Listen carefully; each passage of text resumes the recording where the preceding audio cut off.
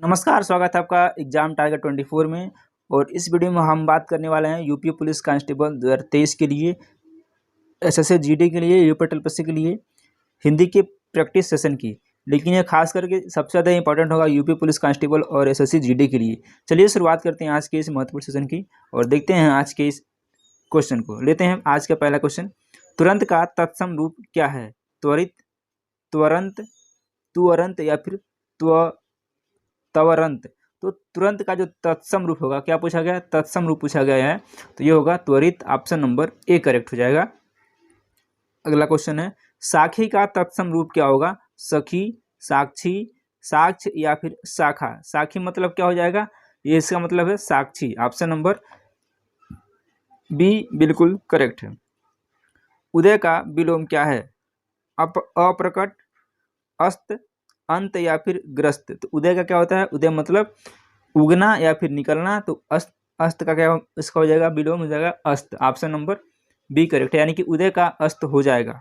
चलिए, सामंजस्य क्या विलोम है?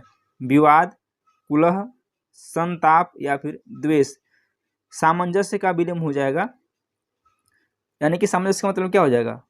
इसका मतलब हो जाएगा विवाद।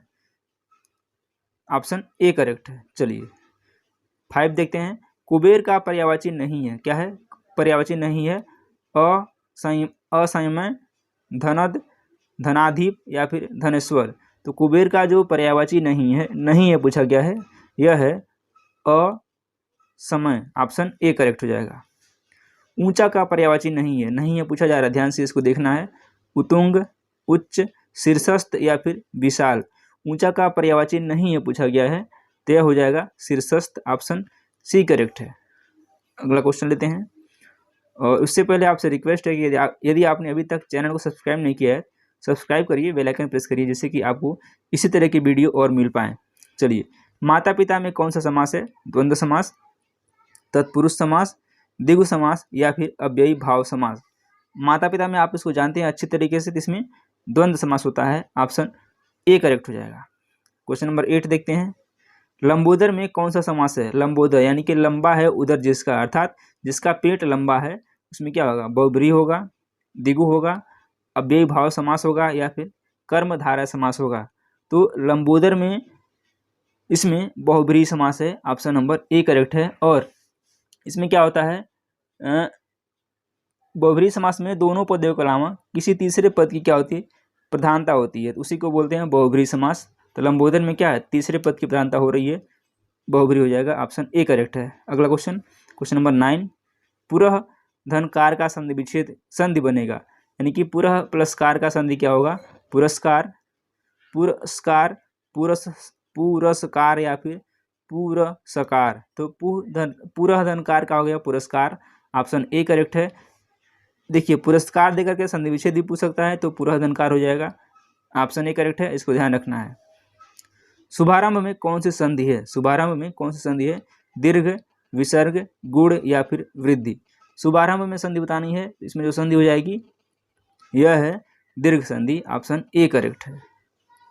जो व्याकरण अच्छी तरह जानता है के लिए एक शब्द हो जाएगा व्याकरण, व्याकरणक, व्याकरणिक या फिर व्याकरणी। तो जो व्याकरण अच्छी तरह से जानता है उसको बोलते हैं व्याकरण। ऑप्शन ए करेक्ट हो जाएगा। जो क्षमा करने योग्य नहीं है पूछा जा रहा है, वाक्यांश के लिए एक शब्द क्या हो जाएगा? अदम्य, अक्षम्य, निर्गुण या फिर सक्षम। तो जो क्षमा करने योग्य नहीं है या फिर न हो, उसको बोलते हैं अक्षम्य। ऑप्शन नंबर बी करेक्ट है। अगला क्वेश्चन, जिस पर हमला न किया गया हो, वाक्यांश के लिए एक शब्द क्या है?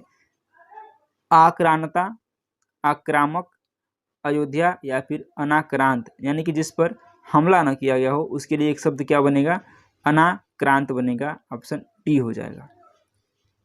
पांचों उंगलियां घी में होना, क्या होना? पांचों उंगलियां घी में होना। लाभ ही लाभ, सब इच्छाएं पूरी होना, तर माला रखना या फिर तर माल रगड़ना। तो पांचों उंगलियां घी का मतलब क्या हो जाएगा? लाभ ही लाभ, यानी कि उसको आपको कई तरीके से लाभ प्राप्त हो रही है, उसको बोलते हैं पांचों उंगलियां घी में होना। ऑप्शन ए करेक्ट है। अंग अंग फूले समाना, सारा शरीर फूल जाना, अंगों में प्रफुल्लता होना, आनंद विभोर होना या फिर मौज माना। या मौज आना है, ये अंग अंग फूले न समाना, इसका मतलब है कि आनंद विभोर होना। क्या होना? आनंद विभोर होना। सी ऑप्शन करेक्ट है।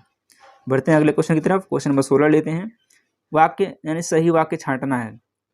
सूर्य पश्चिम की ओर अस्त होता है, मुझे विद्यालय जाना है, मैं तो आपके ऊपर निर्भर हूँ, लड़ाई में लोगों ने खूब कमाया। सही वाक्य इसमें से बताना है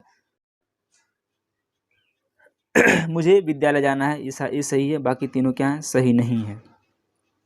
चलिए अगला क्वेश्चन लेते हैं। निम्नलिखित वाक्यों में शुद्ध विषय चुनना है।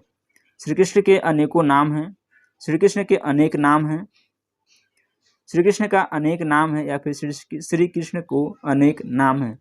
इसमें शुद्ध क्या हो जाएगा? श्री कृष्ण के अनेक नाम हैं। ऑप्शन बी करेक्ट है। सॉरी, शुद्ध वर्तनी को चुनना है। स्वास्थ्य, स्वास्थ्य, सुवास्थ्य या फिर स्वास्थ्य। इसमें शुद्ध वर्तनी कौन सा है? स्वास्थ्य है। ऑप्शन बी करेक्ट है। शुद्ध वर्तनी वाला शब्द है पृथक, प्रभक, पृथक या फिर प्रथंक। इसमें जो सबसे शुद्ध वर्तनी है वो किसकी है? वो है पृथक, प्रभक। ऑप्शन नंबर बी करेक्ट हो जाएगा।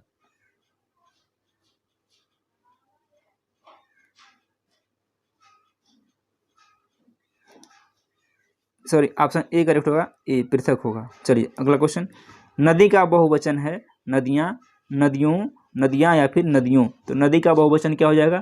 ये हो जाएगा नदियाँ। ऑप्शन ए करेक्ट हो जाएगा। संस्था का बहुवचन है संस्थाएं, संस्थाओं, संस्थाएं या फिर संस्थाएं। तो इसमें क्या हो जाएगा? संस्था का बहुवचन होता है संस्थाएं, तो इसमें ए करेक्ट है। निम्न में से कौन सा शब्द पुल्लिंग है? पुल्लिंग बताना है। फजीहत, फटकार, पुटकन या फिर संकट। इसमें जो पुल्लिंग हो जाएगा वो हो जाएगा क्या? फटकार हो जाएगा? नहीं, संकट है। ऑप्शन डी करेक्ट है। सेशन को यहीं तक रखते हैं। उम्मीद करते हैं कि आप सेशन पसंद आता है तो वीडियो को लाइक जरूर करें, चैनल को सब्सक्राइब करें। बहुत बहुत धन्यवाद।